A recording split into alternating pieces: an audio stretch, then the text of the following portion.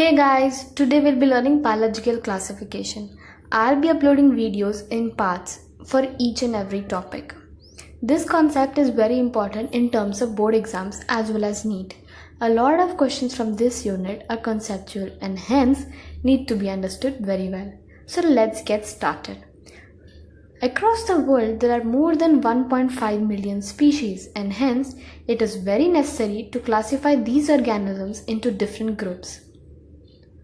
Aristotle was the first ever scientist to classify the organisms into plants and animals. He grouped these organisms on the basis of morphological characters. Plants were grouped as shrubs, herbs, and trees, and animals were grouped as red blood and non-red blood animals. Linnaeus in 1735 proposed two-kingdom classification system. He was also known as the father of taxonomy. This kingdom classification was widely known for a very long time, but it too had disadvantages as it could not differentiate between eukaryotes and prokaryotes, unicellular and multicellular organisms, and photosynthetic and non-photosynthetic organisms. Haeckel in the year 1866 proposed three-kingdom classification system, that is Plantae, Animalia and Protista. Now this had disadvantages as it could not differentiate between fungi, moss and algae. Protista included all the eukaryotic unicellular organisms. Copeland in the year 1965 came up with four-kingdom classification system as Plantae, Animalia, Monera and Protista. The disadvantage of this classification was he could not place the fungi in appropriate kingdom as fungi showed different properties. Whittaker in the year 1969 came up with a five-kingdom classification system. He deduced his classification on the basis of five characters, that is cell structure, thallus organization, mode of reproduction, mode of nutrition and phylogenetic relationship. What do you mean by phylogenetic relationship? It is the evolutionary relationship between any two organisms. For example, cat and tiger.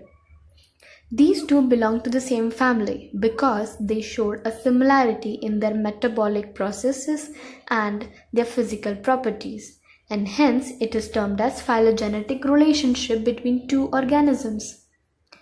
Whittaker took five characters and compared it with all the other five kingdoms. These were cell type, cell wall, nuclear membrane, body organization, and mode of nutrition.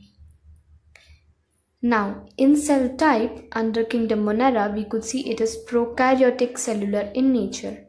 That means nucleus was not bound to the nuclear membrane, whereas Protista, fungi, Plantae, and Animalia were eukaryotic, as in they had a nuclear membrane bound to a nucleus. Coming to cell wall.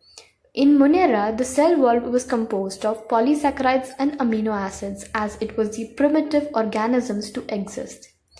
Protista, some of the cell wall showed cellulosic content in their cells. Whereas fungi had a cell wall but was not made up of cellulose, in fact it was made up of chitin. Plantae, the cell wall was made up of cellulose. In Animalia, the cell wall is absent and hence no cellulosic content. Whereas the nuclear membrane. Now since the prokaryotic cells did not have a nuclear membrane around the nucleus, so the nuclear membrane is absent.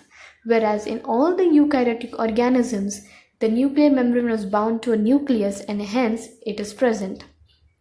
Body organization.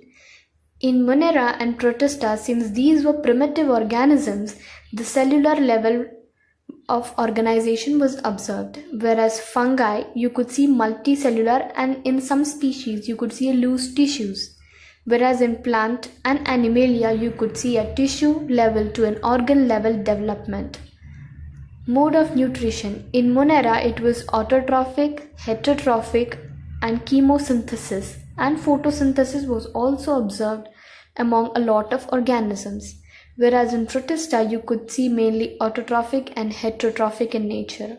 Fungi showed heterotrophic or saprophytic and parasitic also in few species. Plantae completely showed autotrophic in nature, and Animalia showed heterotrophic.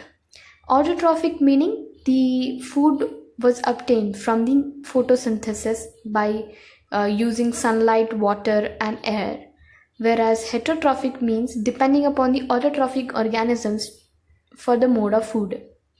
Saprophytic means that to feed on the dead and decaying organisms. Let's get into the brief of classification. Now, Monera was classified mainly into Archaebacteria and Eubacteria.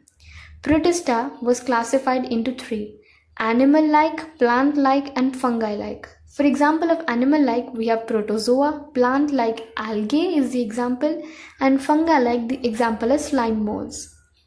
Next, moving on to plants and fungi. In Plantae, we could see the classification as bryophytes, pteridiophytes, gymnosperms, and angiosperms. Fungi, we could see the classification as Ascomycetes, Basidiomycetes, Zygomycetes, Phycomycetes, and Deuteromycetes. Kingdom Animalia was classified as Porifera, Coelenterata, Ctenophora, Platyhelminthes, Ashhelminthes, Annelida, Arthropoda, Mollusca, Echinodermata, and Hemichordata, and Chordata to the last. So I have a question for you guys. Answer this question. This system of classification was used by Linnaeus, and the options are phylogenetic system, natural system, artificial system, and asexual system. And give the answer to this question in the comment box below. If you like my video, please share, like, and subscribe to my channel and press the bell icon.